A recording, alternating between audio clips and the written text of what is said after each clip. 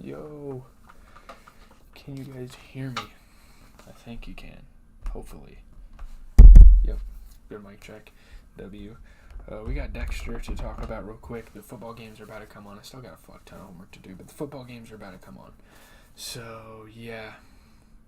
We're going to be doing the second episode of Season 3. We're going to be reviewing that, and then I have to go do a fuck ton of homework, and then, yeah.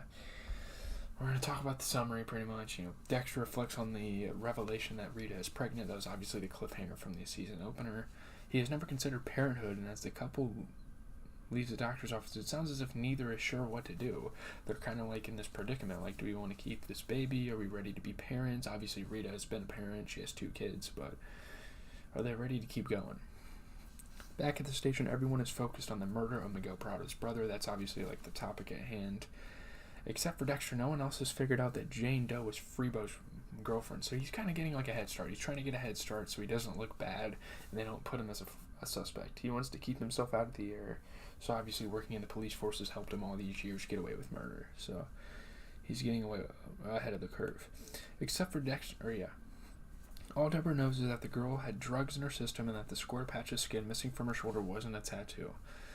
Both Batista and Deborah give Dexter police files to go over again. Dexter enters the lab to find Masuka burning incense in a Buddha. He's like praying for success or whatever. Masuka says that he's doing it to give him luck while Forensics Quarterly is deciding whether to publish his article. And he's also put up a crucifix. This man's going all in. Masuka, it's kind of funny. Miguel meets with Maria and insists that she let him play a larger role in finding his brother's killer. Maria says that she has her best people in the case, and she knows from experience that distancing yourself from situations like these can be helpful. With the Dokes situation she went through last season. Dexter notices Miguel with Maria and closes his office blinds to avoid him. So while interviewing hookers in an attempt to identify Jane Doe, Deborah is accosted once again by Yuki Amato, who says she can get Deborah her detective shield tomorrow if she will help IA acquire information on Quinn. Deborah rejects the offer. Yuki needles Deborah, saying that all she has are her cop friends and treadmill, and she could expand her interest into gardening or scrapbooking. Like, what? I don't know. There's like a weird rivalry, a weird dynamic going on between those 2 characters. Dexter looks up Tegan, Freebo's girlfriend, and Deborah's Jane Doe. In the system, finding her last address at a local sorority. This is followed by more reflection about potential fatherhood and the selection of a name. Harry appears in a daydream holding a baby, which is what the image I'm showing up here is doing, pretty much. Miguel invites Dexter and Rita over to his house for dinner and says that he rarely takes no for an answer. Deborah visits the club where Anton's band is playing and makes a desperate and obscenity-riddled plea for him to help her. He agrees to look at Jane Doe's picture, and though he doesn't recognize her, he agrees to ask around. At Miguel's house, Dexter and Rita have separate conversations with Miguel and his wife. It's clear that neither is sure about keeping the baby. They're still kind of at a crossroads, like, what do we do? Miguel presses Dexter for more information about his brother Oscar's case. He reveals to Dexter that his older brother Ramon has acquired the cell phone belonging to Freebo's mother. Dexter worries that this may lead Miguel to the currently unknown whereabouts of Freebo before he has a chance to kill him. Dexter goes to a sorority kegger and learns Keegan's new address from a couple of party girls. We were trying to get with them, and obviously he's with Rita, and yeah.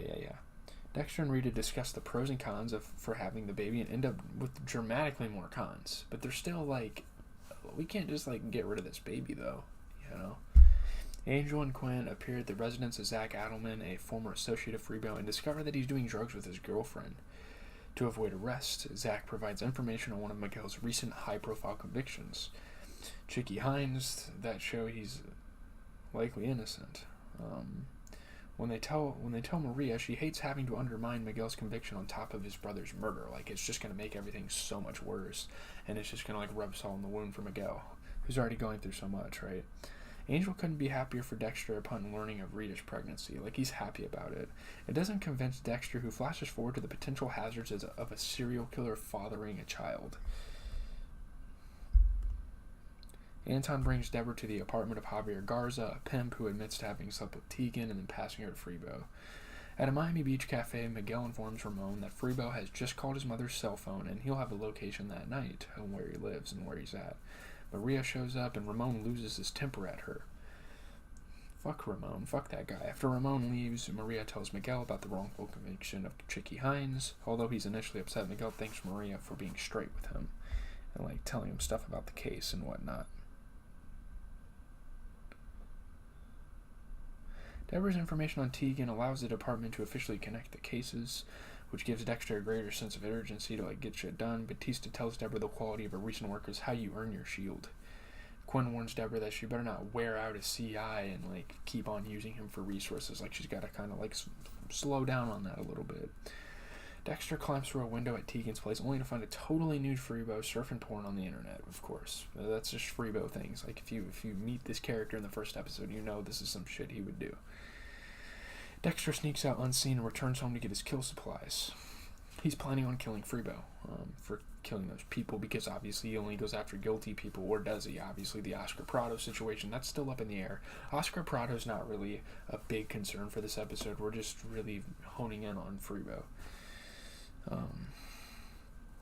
While there, Rita shows up and tells Dexter that she's definitely keeping the baby, but offers Dexter the option of not being a part of its life. You can either help me raise this baby or not. I'm not going to be mad either way. Obviously, Dexter feels kind of guilty, and he's probably going to help, and he wants to help, but yeah.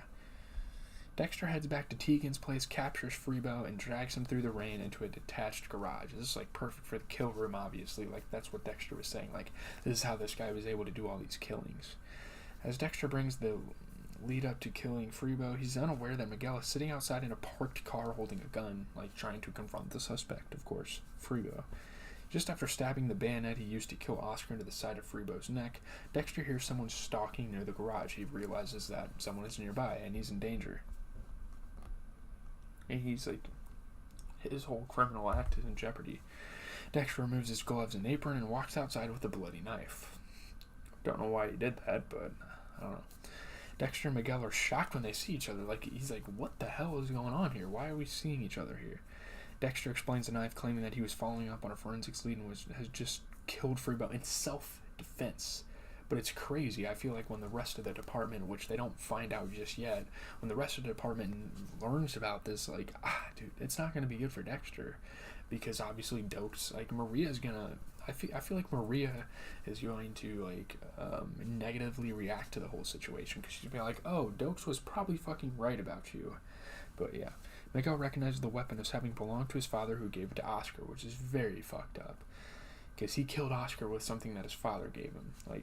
He gives Dexter a bear hug and says that he wasn't sure if he would have been able to follow through with killing Freebo himself. Dexter did it. Dexter convinces Miguel to leave the scene without going to the garage to allow himself plausible deniability. Miguel clutches Dexter's face and gives him a heartfelt thank you as the camera pans down to reveal some blood on the back of Miguel's shirt. So pretty much Dexter rubbed his back and is gonna frame him for the murder.